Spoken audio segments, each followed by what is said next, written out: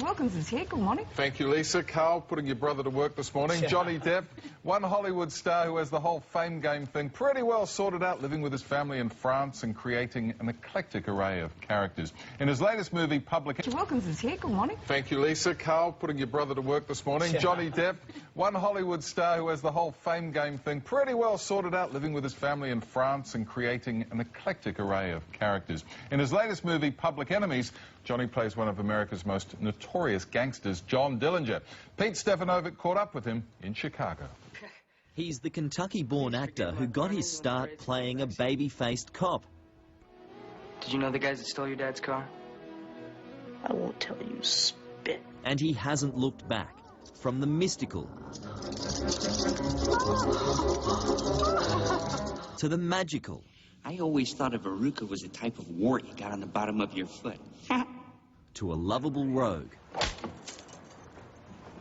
I suppose you didn't deserve that one either. No, that one I deserve. This time around, Johnny Depp is getting in check with his dark side as a 1930s gangster in Public Enemies. Somebody drink. What is it exactly you do for a living? John Dillinger of banks. What is it about these crooks, John Dillinger included, that just makes them so damn likable? The underdog. We have to root for the underdog.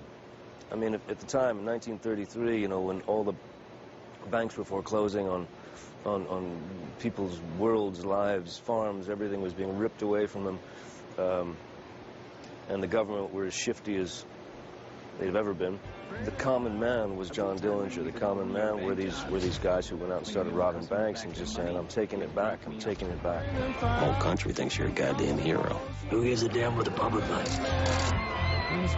I do. When I realized, when I put together in terms of the puzzle, there's John Dillinger in Mooresville, Indiana, which is 60, 70 miles from Owensboro, Kentucky, which is where I was from. And I thought, that's it, man, that's the key. I know this guy. I know what he sounds like now. I know... Then I knew him. I knew him. He was family. Public Enemies isn't the only film on Johnny's current roster. He famously stepped in to finish Heath Ledger's final project, The Imaginarium of Dr. Parnassus.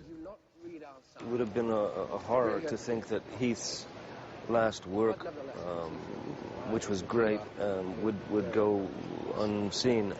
And so what I told Terry Gilliam was, if there's a way to do this respectfully and you can finish your film, I'm more than happy to help. I wanted to certainly first get the blessing of Heath's family to make sure they were okay with it, and they were great with it. And so I feel honored to have been able to be a small part of that for Heath, you know. And you named a part of the island you own after him. Yeah. Can you tell me about the connection you feel towards him? Because it's obviously very strong. You know, we knew each other and we'd hung out a bit, and there was a mutual respect there, and he was the guy as far as I was concerned. In terms of the actors coming up the ranks, he was the one to keep your eye on. He was the dangerous one, you know, and I liked him for that. Johnny, you play these diverse characters all the time. They're very intense. How is it that you manage to stay sane off the set? I'm not sure I do stay sane. I'm not convinced I am sane. Well, if there's anything, there's nothing more grounding than kids, you know. Your kiddies that keep you grounded, and your girl, you know, your family. So that's my, I suppose that's my lifeline. And just finally, Pirates 4, yay or nay? Yay. Yay. If they get a good script, yay. You're mad. If I wasn't, this would probably never work. We love a bit of Captain Sparrow in the morning. Public Enemies, incidentally, is directed by Michael Mann, and it's getting rave reviews and opens in Australia at the end of next month. He's made some fantastic films, Michael Mann.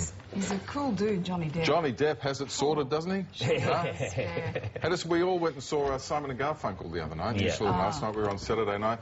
So many great songs. It really is a first-class nostalgia hit. There are still tickets to see them in concert, their third show in Sydney, and some of the other shows around the country. But Paul and Artie waking up in Sydney this morning, old friends, singing all the hits. How good was Cecilia? Cecilia was great. As a knockout. Yeah, I reckon. So many. So there's a big surprise for me is having not seen Paul Simon in concert before was how good he is. He's great, isn't he? And his voice just keeps on getting better and better, but his arrangements and the band were hot and tight. Yeah. Well, I think it's the big standout for I think it's essentially his band, you know. Yeah. And when he got onto his solo stuff, how much did he enjoy doing that? The audience didn't mind it either. No, it was great. Great show. So It's fantastic. Make sure you try and get there if you possibly can. Yeah, it's worth it. Richard.